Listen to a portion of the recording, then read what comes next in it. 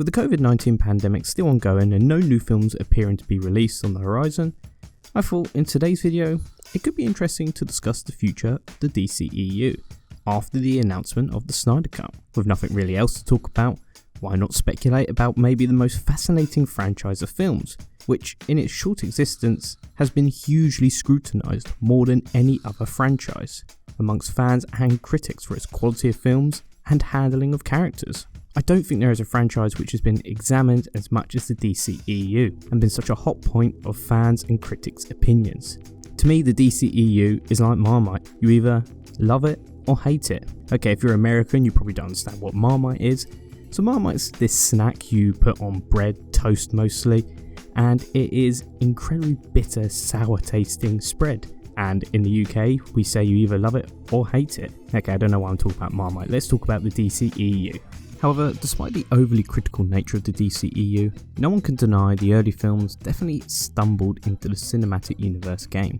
Man of Steel received a mixed reception, Batman vs Superman Suicide Squad had a very negative reception, Wonder Woman was the first DCEU film to be a hit critically and financially. However, all these films had the same thing in common, they financially did well. Not great, but well enough to warrant sequels. However, the box office takings would be either going down or up, which would be the measure Warner Brothers used for the continuation of the DCEU. The MCU's films started out performing amicably, but as fan support grew for these films, so did the box office. The DCEU went in a different direction. When 2017's Justice League was released, the box office fell. Obviously there are a number of factors as to why this happened, which we won't be getting into in this video, but it did spark the DCEU to move in a different direction, as fan support appeared to not be growing but instead falling. And before I continue with this video, please may I ask you subscribe to the channel, it really helps me out, and as always please leave a like and please do comment. I love talking to people in the comments and debating this kind of stuff, so please do leave a comment.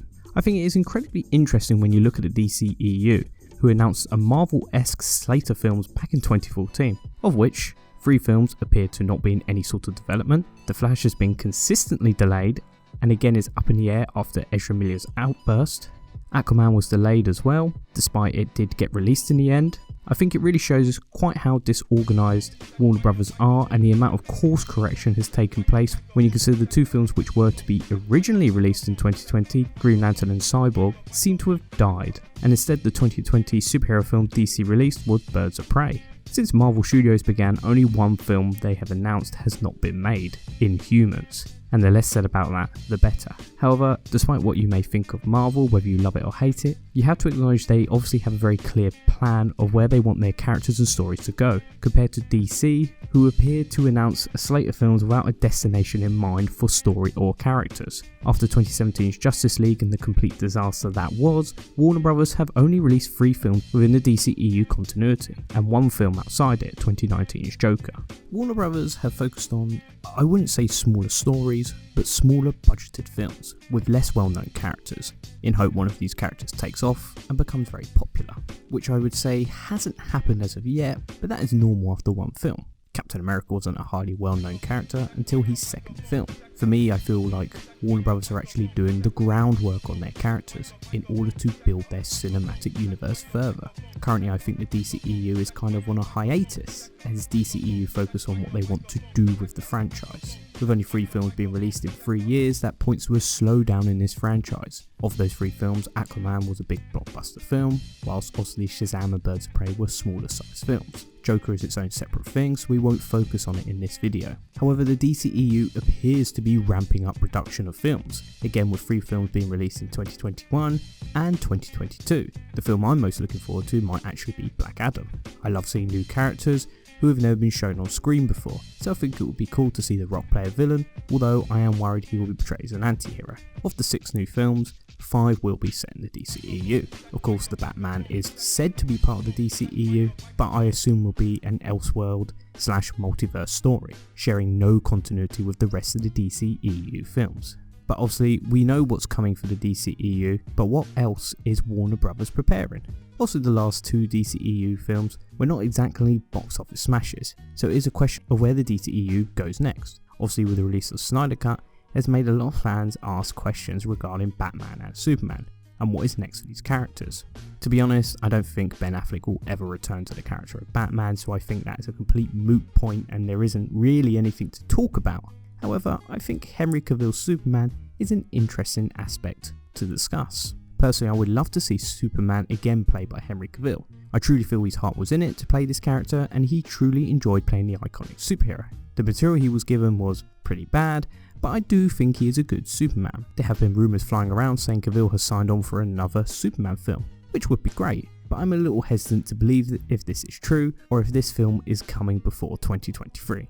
When you consider a lot of elements need to be in place, which are physically impossible for this film to be released before this point. Firstly, Henry Cavill is busy filming The Witcher Series 2, and I imagine there will be a third series, so he will be wrapped up in that. Also, a story needs to actually be written and a director hired in order to get this film into development. With Cavill's limited availability and lack of production staff in place, I imagine this will be a minimum 4 years away, but I could be wrong. The Snyder Cut of Justice League could renew Warner Bros' interest with the character of Superman and bigger world-building stories, but I think it's all down to how the Snyder Cut is received. However, I do think Warner Bros are treating this project very much at an arm's length. Whilst the DCEU has faltered, it appears to be on the right course, telling stories which help to establish characters, and aren't biting off more they can chew.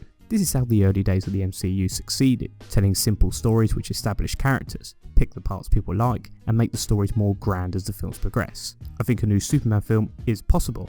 However, I think it's more likely we'll see Henry Cavill cameo in one of these 6 films, to be released over the next 2 years, most likely being Black Adam due to Superman's connections with the character of Shazam. I think this will be perfect for Warner Bros to dip their toe into building a universe once again. Having your characters appear briefly in films is always a good way to remind your audience of the larger world the film inhabits, and having Superman appear in films just teases the audience to not forget these characters are still out there and could return once again. It's something we could see, and I hope we do, as I do truly love Superman. I think the future of Warner Bros. DCEU relies on whether Warner Bros. Can bring all the pieces together. I would say the DCEU finally had some established characters. Wonder Woman starred in a highly successful solo film, and the sequel appeared to be rated to be a highly successful film as well. Harley Quinn has appeared in a team-up and solo film, to good reviews for the character. Aquaman had a financially successful film and is getting a sequel. Shazam, whilst not a financially massive success, was a critical hit, so could be a breakout character for the DCEU. All the pieces are there for Warner Bros. To expand on these characters and eventually build towards a big cinematic universe. Remember, Marvel began with solo films, which grew into something more, and that's the key for the DCEU here now. Do they want all these films to come together or not? The fact there are no talks yet of a Justice League sequel points to either two things. Number one, Warner Bros. Are not interested in the Justice League film after the disaster of the first film, which would be perfectly reasonable. Or number two, Warner Bros. Are waiting for the right story to tell, where they can bring their characters together. I would like to believe that this is true. Warner Bros. Are definitely going the right way about their universe, making it slightly smaller scale and building it up from this point. These franchises should be seen as long-term investments. You start small and try to grow it into something bigger, not start big and go from there. I think people love the Marvel universe because of how small scale it was when it started. It made you like the characters more, that they started in these plucky small stories and ended in a massive galaxy fighting war. It just showed how far these characters had come. After this slate of films for the DCEU are completed, it'll be interesting to see where the DCEU goes. I think if the next 6 films are more runaway successes and there are no duds, we could see bigger scale stories, and even the focus on a world building similar to the MCU.